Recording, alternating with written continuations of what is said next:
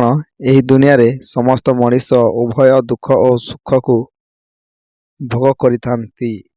ଏହାର କାରଣ ହେଉଛି ଗ୍ରହ ନକ୍ଷତ୍ର ମାନଙ୍କ ମଧ୍ୟରେ ହେଉଥିବା ପରିବର୍ତ୍ତନ। ବନ୍ଧୁଗଣ, ଜ୍ୟୋତିଷ ଶାସ୍ତ୍ର ଅନୁସାରେ ଗ୍ରହ ଓ ନକ୍ଷତ୍ର ମାନଙ୍କ ମଧ୍ୟରେ ହେଉଥିବା ପରିବର୍ତ୍ତନ ହେତୁ ରାଶିମାନଙ୍କ ଉପରେ ଏହାର ପ୍ରଭାବ ପଡ଼ିଥାଏ, ଯାହା ଫଳରେ ମଣିଷ ନିଜ ଜୀବନରେ ଉଭୟ ଦୁଃଖ ଓ ସୁଖ ଭୋଗ କରିଥାଏ। ହେଲେ ବନ୍ଧୁଗଣ, ଜ୍ୟୋତିଷ ଶାସ୍ତ୍ର ଅନୁସାରେ ଆଗାମୀ ବର୍ଷ ତଥା ଜାନୁଆରୀ ମାସରେ ସଦାସନ୍ଧି ଯୋଗ, ଅମୃତସନ୍ଧି ଯୋଗ ଓ ପୁଷ ନକ୍ଷତ୍ର ସଂଯୋଗ ହେବାକୁ ଯାଉଛି। ତେଣୁ ଏହି ସଂଯୋଗ ହେତୁ ନବବର୍ଷ ଜାନୁଆରୀ ମାସରେ କିଛି ରାଶିର ବ୍ୟକ୍ତି ବିଶେଷମାନଙ୍କୁ ଏକ ବହୁତ ବଡ଼ ଖୁସି ଖବର ମିଳିବାକୁ ଯାଉଛି। ଆଜି ଆମେ ଆପଣମାନଙ୍କୁ ଏହି ସମସ୍ତ ରାଶିମାନଙ୍କ ବିଷୟରେ କହିବାକୁ ଯାଉଛୁ। ତାହେଲେ ବନ୍ଧୁଗଣ, ଆସନ୍ତୁ ଜାଣିବା ଏହି ରାଶି ମାନଙ୍କ ବିଷୟ। ଅଛନ୍ତି ମେଷ ରାଶିର ବ୍ୟକ୍ତିବିଶେଷମାନେ। ବୃକ୍ଷ ରାଶିର ବ୍ୟକ୍ତିବିଶେଷଙ୍କ ମାନଙ୍କ ପାଇଁ ଆଗାମୀ ନବବର୍ଷ ବହୁତ ଶୁଭଦାୟକ ଓ ଲାଭଦାୟକ ରହିବ। ଆପଣମାନଙ୍କୁ ଏହି ନବବର୍ଷର ପ୍ରଥମ ମାସ ଜାନୁଆରୀରେ ନିଶ୍ଚୟ କିଛି ବଡ଼ ଖୁସି ଖବର ମିଳିବ। ଆପଣମାନଙ୍କର ଅଟକି ଯାଇଥିବା ଟଙ୍କା ଆପଣ ଫେରି ପାଇବେ। ସମ୍ପତ୍ତି ସମ୍ବନ୍ଧିତ ଆପଣଙ୍କର ସମସ୍ତ ବାଧାବିଘ୍ନ ଦୂର ହେବାକୁ ଯାଉଛି। କର୍ମକ୍ଷେତ୍ର ଓ ବ୍ୟାପାର କ୍ଷେତ୍ରରେ ଥିଲା ଲୋକମାନଙ୍କ ପାଇଁ ଆସୁଥିବା ବର୍ଷ ବହୁତ ଭଲ ଲାଭ ହେବାକୁ ଯାଉଛି।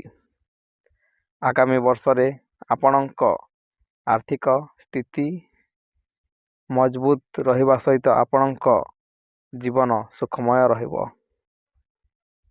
ଏବେ ଆସିବା ବନ୍ଧୁଗଣ ଧନୁ ରାଶି। ଧନୁ ରାଶି ଆମ ଲିଷ୍ଟର ଦ୍ୱିତୀୟ ସ୍ଥାନରେ ଅଛନ୍ତି। ଧନୁ ରାଶିର ବିଶେଷ ମାନେ ଏହି ରାଶିରେ ବ୍ୟକ୍ତିମାନଙ୍କ ପାଇଁ ଆଗାମୀ ନବବର୍ଷଟି ବହୁତ ଲାଭଦାୟକ ରହିବ। ଆଗାମୀ ବର୍ଷରେ ଆପଣଙ୍କ କର୍ମକ୍ଷେତ୍ରରେ ଆସୁଥିବା ସମସ୍ତ ବାଧାବିଘ୍ନ ଦୂର ହୋଇଯିବ। ବନ୍ଧୁଗଣ, ଆସୁଥିବା ନବବର୍ଷ ଜାନୁଆରୀ ମାସରେ ଆପଣ ନିଶ୍ଚିତ ଏକ ଶୁଭ ସମ୍ବାଦ ପାଇବେ, ଯାହାଦ୍ୱାରା ଆପଣଙ୍କ ମନ ଆନନ୍ଦରେ ଖୋଲି ଉଠିବ।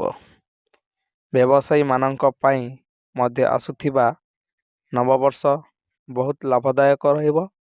ଆଗାମୀ ବର୍ଷରେ ଆପଣଙ୍କୁ ପ୍ରଚୁର ଆର୍ଥିକ ଲାଭ ମିଳିବ ସହିତ ଆପଣଙ୍କର ଜୀବନ ସମସ୍ତ ସମସ୍ୟାର ଦୂର। କୁମ୍ଭ ରାଶି। ବନ୍ଧୁଗଣ, ଏହି ରାଶି ବ୍ୟକ୍ତିମାନଙ୍କ ପାଇଁ ଆଗାମୀ ବର୍ଷ 2024 ବହୁତ ଭଲ ଶୁଭଫଳ ନେଇ ଆସୁଛି। ଏହି ରାଶିରେ ବ୍ୟକ୍ତି ବିଶେଷମାନେ ଆସୁଥିବା ନବବର୍ଷରେ ନିଶ୍ଚୟ ଏକ ବଡ଼ ଖୁସି ଖବର ପାଇବେ। ଛାତ୍ରଛାତ୍ରୀମାନେ ପରୀକ୍ଷାରେ ବହୁତ ଭଲ ଫଳ ପାଇବେ। କର୍ମକ୍ଷେତ୍ରରେ ଲୋକମାନଙ୍କୁ ଉନ୍ନତି ମିଳିବ ଏବଂ ବ୍ୟାପାର କ୍ଷେତ୍ରରେ ଆପଣଙ୍କୁ ପ୍ରଚୁର ଲାଭ ମିଳିବ। ଯେଉଁ ଲୋକମାନଙ୍କର ବିବାହ ଯୋଗ ହୋଇପାରୁନାହିଁ, ଆଗାମୀ ବର୍ଷରେ ସେମାନଙ୍କ ବିବାହ ହେବାର ବହୁତ ସମ୍ଭାବନା ରହିଛି।